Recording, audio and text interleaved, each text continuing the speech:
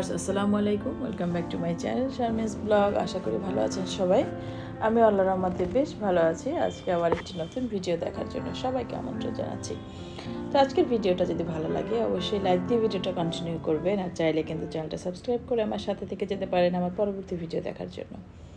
আর আপনাদের কেমন ভিডিও পছন্দ বা কী ধরনের ভিডিও দেখতে চান সেগুলো কিন্তু আপনাদের কমেন্টসের মাধ্যমে ভালো লাগা মন্দ লাগা জানাতে পারেন। তো আমি এটা একদম কি বলে, এটা একটা ইলেকট্রিক একটা দোকান। অনেকদিন ধরে যাবো ভাবছিলাম, কিন্তু সময় করে পারছিলাম না, এই জন্য আর যাওয়া হচ্ছিল না। তো একটু সময় পাওয়াতে ভাবলাম যাই একটু, আসলে যা দরকার, যেহেতু সময় চলে আসছে সামনে ঈদ, আর আমাদের সবাই কিন্তু ঈদের আগে একটা ফ্রিজ কেনার একটা ধুম পড়ে যায়। তো ডিপ ফ্রিজ হোক নর্মাল হোক, সবাই বাসার ফ্রিজটা চেঞ্জ করে। আমি আসলে আমার একটা প্রয়োজনে গিয়েছি ফ্রিজ দেখছিলাম আর কি। আর এই ফ্রিজগুলো আমার এত পছন্দ হয়েছিল, কি বলবো। তো আমার বাসার ফ্রিজটা কিন্তু আমার একদমই পছন্দ না। আর ওটা যেহেতু আমি একটা গিফটের ফ্রিজ ছিল, আমার নিজেরভাবে চয়েস করে কেনার কোনো অপশন ছিল না। তো সেক্ষেত্রে আমার কিছু করার ছিল না, আমি ওটা দিয়ে চালাচ্ছি। কিন্তু এই ফ্রিজটা কিন্তু আমার একদম ভালো লাগে না। তো আমি এই ধরনের একটা ফ্রিজ কিনতে চাচ্ছিলাম, যে একটু বড় ডোরগুলো থাকবে, খোলামেলা থাকবে ভিতরে। এটা একটা 4 ডোরের ফ্রিজ ছিল। এটা হিটাচি কিংবা সম্ভবত হিটাচি কিংবা শার্প এই ধরনের একটা ব্র্যান্ড ছিল। আর ফ্রিজটা দেখুন এত সুন্দর খোলামেলা, আমার কাছে খুব বেশি ভালো লাগছিল। তো এই ধরনের একটা ফ্রিজ নেওয়ার ইচ্ছে কিন্তু আমার অনেক দিন থেকে, আমি ভাবছিলাম নেব। তো দেখলাম, কিন্তু আসলে পছন্দ হওয়ার পরেও ফ্রিজটা নিতে পারছি না, কারণ আমার বাসার যে স্পেস, ওখানে কোনোভাবেই এই ফ্রিজটা রাখা যাবে না বা অ্যাডজাস্ট করা যাবে না। তো এই জন্য চিন্তা করলাম যে থাক, যেহেতু সামনে আমার বাসা চেঞ্জ করার একটা ইস্যু আছে, তো এটা করার পরে আমি ফ্রিজটা নেব। এই ফ্রিজটা কিন্তু সম্ভবত 2,45,000 বা এরকম প্রাইস ছিল। তো ফ্রিজটা আমার এত বেশি ভালো লাগছিল, মানে কী বলবো, ফ্রিজটা আমার ছেড়ে রেখে আসতে ইচ্ছে করছিল না, মনে হচ্ছিল যে এখনই নিয়ে যেতে পারলে ভালো হতো। তো যাই হোক, কিছু করার নেই আসলে। সবসময় সব কিছু আসলে যখন ভাগ্যে থাকবো হয়তো তখনই আসবে, কারণ আমার বাসার স্পেসটা তো আপনারা যারা আমার রেগুলার ভিডিও দেখেন তারা দেখেন।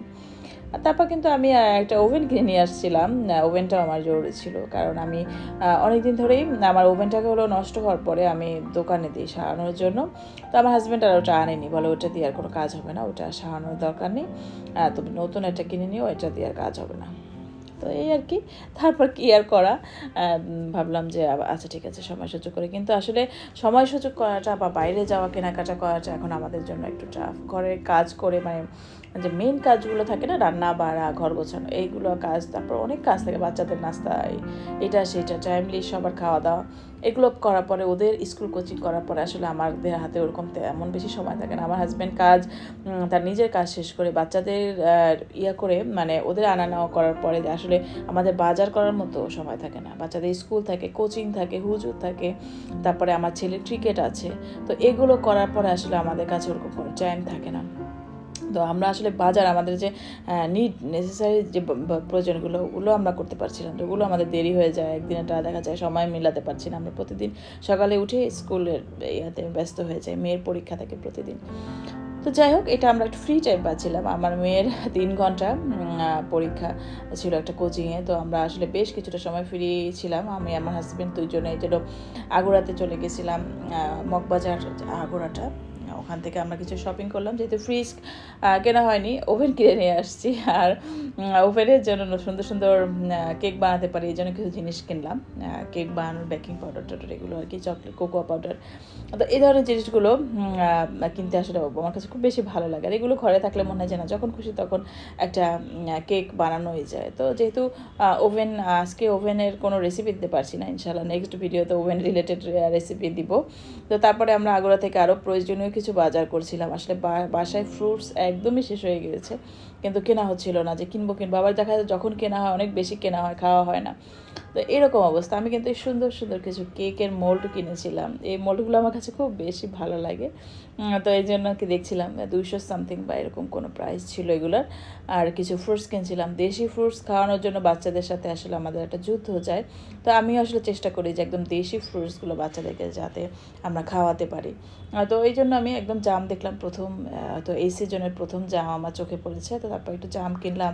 আর এটাকে আমাদের দেশি ভাষায় বলে আরমুজ বা এই ধরনের কিছু। এটা আসলে আমিও খুব কম খাই, তো আমার হাজব্যান্ড পছন্দ করে, এই জন্য আনা হয়েছে। আর এই যে এটা হলো আড়ংয়ে গিয়েছিলাম। একটু সময় ছিল, যেহেতু 3 ঘন্টা সময় ছিল আমাদের হাতে। তো আমরা আগুরা থেকে তারপরে হাজব্যান্ড ওয়াইফ মিলে আমরা এরকম সময় অনেক দিন পাই না আমরা। তাহলে আসলে দেখা যায় আমাদের দুজনের একসাথে বের হওয়া বা এরকম করে টাইম স্পেন্ড করা হয় না, অনেক দিন ধরে শপিংয়ে যাওয়া হয় না। তো তারপরে আমরা এই যে আমার কুশন কভারগুলো একদম নষ্ট হয়ে গিয়েছিল, যাবো করে আসলে যাওয়া হচ্ছে না। তারপরে আমি কিছু কুশন কভার নিলাম যে একদম সিম্পল ব্লকের থাকবে, একটু কালারফুল থাকবে, যেহেতু ময়লা হয় প্রতি রেগুলার ইউজেরগুলো। তো তারপর আমি একটু মগও নিয়েছিলাম। আমার কিন্তু মানে আড়ংয়ে গেলে মগ কিনতে খুব ভালো লাগে। তো আমরা হাজব্যান্ড ওয়াইফ দুজনে দুটো মগ কিনলাম। তো আমরা দেখছিলাম কারটা বেশি সুন্দর, একই ডিজাইন ছিল, শুধু কালার ভিন্ন ছিল। তো আমার হাজব্যান্ডের জন্য একটু কি বলে এটা, হাফ শার্ট কিনেছিলাম। হাফ শার্ট আসলে গরম চলে যাচ্ছে, হাফ শার্ট কেনা হচ্ছে না। তো গরম থাকতে থাকতে একটু হাফ শার্ট কিনলাম, যেহেতু আড়ংয়ের হাফ শার্টটা দেখলাম না কালেকশন ভালো। তো এই জন্য কিনে ফেললাম। আসলে এগুলো ভালো লাগছিল, দুজনে একসাথে ছিলাম। আর একটু পার্স কিনলাম আমি, আমার পার্স দরকার ছিল। এই পার্সগুলো আমার, যেহেতু আমরা ব্যাগের মধ্যে রাখি, পার্সগুলো খুব বেশি নষ্ট হয়। তো এই জন্য আমি আড়ং থেকে এটা লেদার, একটা অরিজিনাল লেদার ছিল, 1500 টাকা সম্ভবত প্রাইস নিয়েছিল। আর এই পার্সটা আমার কাছে খুব বেশি ভালো লাগছিল। ভিতরটা খোলামেলা মনে হচ্ছিল না, ভিতরে অনেক জায়গা আছে, একটা ফোন রাখার পরে, কিছু কার্ডস টার্স রাখার পরে একটু পয়সাপাতি রাখা যাবে আর কি, এরকম একটা জায়গা আছে। তো এটাই আর কি খুলে খুলে দেখছিলাম। তো আপনাদের সাথে একটু শেয়ার করছিলাম, কারণ কি ভিডিও করা হচ্ছে না, টাইমলি ভিডিও দিতে পারছি না, কারণ খুব বললাম তো বিজি। আসলে সামনের একটা বছর যে আমি কতটা বিজি থাকবো এটা আমি আসলে নিজেই যাই না, কারণ পুরোপুরি সময়টা আমি আমার মেয়েকে দিতে চাই।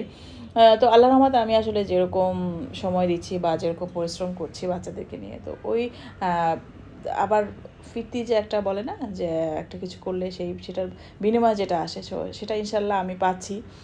তো সবাই দোয়া করবেন আমার বাচ্চাদের জন্য, যেন ওরা একটা ভালো রেজাল্ট করতে পারে, বা সামনে আমার মেয়ের ম্যাট্রিক এক্সাম বা ও প্রি টেস্ট পরীক্ষা, সবাই যারা এবার টেনে আছে জানে সবার প্রি টেস্ট পরীক্ষা।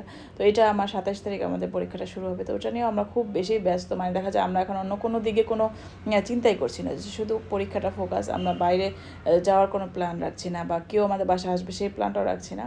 তো শুধু ওর পরীক্ষাটা আমরা শেষ করব, তারপরে আমরা আবার অন্য প্ল্যান করব। সামনে ঈদ আছে, আসলে জানি না কী হবে না হবে, দেখা যাক। সব কিছু টাইম মতো চেষ্টা করব শেয়ার করার। আর এই ঝুড়িটা ছিল আমার অনেক পুরনো একটা ঝুড়ি ছিল, আমার ছেলের বয়স যতদিন, এই ঝুড়িটার বয়স ততদিন হবে। হয়তো ওই বছরই আমি কিনেছিলাম এটা আড়ং থেকে। আসলে আগে অনেক, বললাম না, আগে অনেক কেনাকাটা হতো, এত জিনিস নষ্ট হয়েও গিয়েছে, এখন আর অতটা কেনাকাটা করারও সুযোগ পাই না। বাচ্চারা ছোটো থাকতে আমরা খুব বেশি বাইরে যেতাম, দেখা যায় ওদেরকে নিয়ে প্রতি শুক্রবার। এখন ওটা আমার হাজব্যান্ড বলছিল যে এখন শুক্রবারও আসলে আমাদের কাছে মনে হয় না যে আসলে একটা ছুটির দিন, বা ওরকম আমরা শুক্রবার দিনটা আমাদের খুব বিজি কাটে। বাচ্চার ক্রিকেট থাকে বিকেলে, সকালে কোচিং থাকে। তো এগুলো নিয়ে আসলে আমরা খুব ব্যস্ত একটা সময় পার করি। আর এই যে ঝুড়িটার মধ্যে আমি আমার সব কেকের সব জিনিসগুলো রেখে দিলাম, যাতে আমি কেক বানানোর সময় জিনিসগুলো একত্রে পাই। বা আমার কিছু মোল্ড ছিল, আরও কিছু মোল্ড আছে, ওগুলো আমি সবাই একত্রে করে রাখবো আস্তে আস্তে দেখে দেখে। আর এটা ছিল একদম রাতের বেলা। আর রাতের বেলাটা আমরা বাইরে থেকে খাবার নিয়ে আসছিলাম। আসলে বাসায় ওরকমভাবে রান্না করা হচ্ছিল না, তো তাড়াহুড়োর মধ্যে একটু করছি। তো বাচ্চাদের ডিমান্ড ছিল, তো আমিও ভাবলাম যে না ঠিক আছে, বাইরে থেকে তাহলে অর্ডার করো।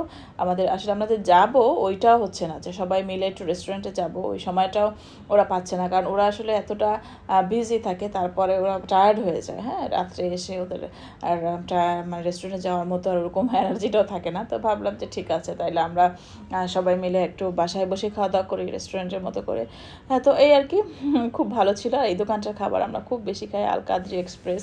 এখানের খাবারগুলো কিন্তু খুবই মজা, মানে আমাদের একদম কি বলে, একটা থাকে না যে একটা দোকান যে নিজেদের, আমরা গেলেও ওখানে খাই, ওখান থেকেই খাবার এনে খাই, তো এরকম আর কি। তো এই ছিল আজকে আমার ভিডিওটা, কেমন লাগলো জানাবেন। আসলে একদমই অনিয়মিত হয়ে যায় ভিডিও বানাতে, দেখা যায় ভিডিও করা থাকে, তারপরও হয়তো এডিটিং করে ভিডিও দিতে পারি না, অনেক দিন জমা ছিল ভিডিওটা। তো এই আর কি, খাওয়া দাওয়া করি, তো আপনাদের কাছ থেকে বিদায় নিই। আবার একটা নতুন ভিডিওতে দেখা হবে ইনশাল্লাহ। তো আমি যদি সুস্থ থাকি চেষ্টা করবো আমার লাইফস্টাইল ভিডিওগুলো আপনাদের সাথে শেয়ার করার জন্য। তো আল্লাহ হাফেজ, ভালো থাকবেন সবাই। আমার জন্য দোয়া করবেন, আমার পরিবারের জন্য দোয়া করবেন। আর ভিডিওটা যদি ভালো লাগে অবশ্যই আমার চ্যানেলটা সাবস্ক্রাইব করবেন। আল্লাহ হাফেজ, আসসালামু আলাইকুম।